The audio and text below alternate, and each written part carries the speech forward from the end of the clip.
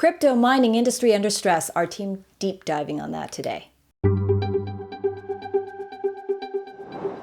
Welcome to the Daily Forkast, October 6th, 2021. I'm Angie Lau, Editor-in-Chief of Forkast.News, covering all things blockchain. Well, the Central Asian nation of Kazakhstan hit the headlines earlier this year when its low electricity prices proved a magnet for crypto miners making an exit from China following the clampdown there. But those miners are now being blamed for power supply shortages in the south of Kazakhstan caused by the spike in demand that they created. We're going to take a look at that reaction from miners and a whole lot more coming up. Let's get you up to speed from Asia to the world. Okay, first up, Kazakhstan's energy minister is clamping down here, proposing a number of measures to deal with power shortages and pointing the finger at crypto miners. Kazakhstan, once that safe haven for miners forced to flee China, now imposing limits on electricity consumption by mining farms that are already in operation. And they're also suspending connection of new farms to the grid. Forkast.News' Timmy Shen reports on what that means for miners and the market. In a government briefing reported on by Kazakhstan today, the country's energy minister said the national grid operator, KEGOC, must have the right to limit or reduce power consumption by mining data centers whenever there is a shortage of electricity. Crypto mining provider Xive told Forkast.News that one of their mining farms in the south of the country has been disconnected for 3 weeks already, and that small and medium miners have been panicking.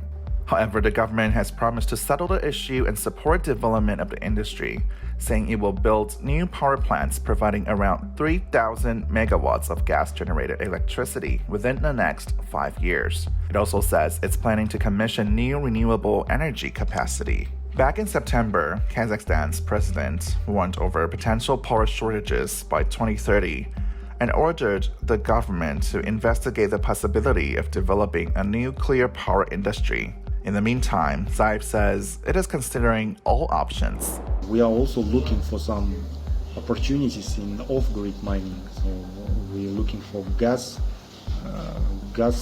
power generators. We are looking for wind generators, solar panels. So we are looking for options right now, like what we can do. But Bekpaov is optimistic over the long-term outlook for professional miners in the country, saying that when the new power plants are built, they should cover all deficit risks. For Forkast.News, I'm Timmy Shan. Meanwhile, Bitcoin passed the $50,000 mark for the first time since the September sell-off Tuesday night Asia time. The world's largest cryptocurrency has been on a week-long tear, leading a market-wide run that has seen double-digit growth for many altcoins. However, one curious thing, while Bitcoin's price has been steadily climbing, its dominance has actually fallen. Forkast.News' Lachlan Keller reports on what's driving the markets. Bitcoin was trading at a little over $51,500 Wednesday midday Asia time, the second time it's crossed the $50,000 mark since the May sell-off, which saw the entire crypto market tumble. However, while the price has been on a general upward trend since mid-July, its dominance has continued to fall. Over the same time frame, Ethereum's share of market dominance has remained quite stable, hovering between 17 and 19%. One expert told Forkast.News that Ethereum has maintained its position due to real-world adoption of decentralized finance protocols using its network, and altcoin dominance is rising because of the proliferation of use cases. The rest of the Ethereum ecosphere has been exploding on two fronts, and NFTs being one of those.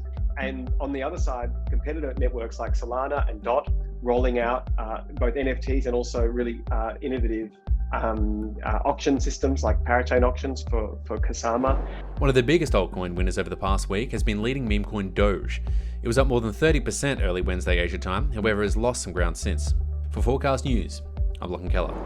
And finally today, Korea's largest crypto exchange has been accused of deliberately listing faulty tokens to earn huge commissions. Lawmaker Min Byung-dug says that Upbit has delisted 145 altcoins. That's almost half the total number of tokens it has ever listed. And that it earned 314 billion Korean won, or around $263 million worth of transaction fees on those tokens. Now, Min claims that Upbit induced users to trade these cryptocurrencies, knowing that they lacked substance and would eventually be delisted.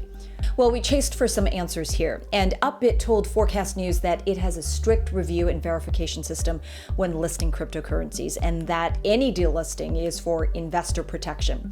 It said the delisted tokens were not problematic to begin with, but later failed to meet Upbit's standards. But still, a lot of outstanding questions here, and it's a controversy that remains on the radar for Korean lawmakers. Meanwhile, it's better news for another of Korea's big four exchanges. Korbit has become the second exchange to be registered by the Financial Intelligence Unit in Korea after its compliance was accepted. And the big four have shrugged off any concerns over the new regulations. Upbit, Korbit, Coin1, and BitThumb have grown exponentially. In 2021, the amount of cash deposits held between them grew more than 1,300% compared to June last year. That should tell you a lot about Korea's crypto adoption. Korea's love of crypto showing no signs of abating here, even if there are now only 4 crypto exchanges to serve that market. It continues to grow.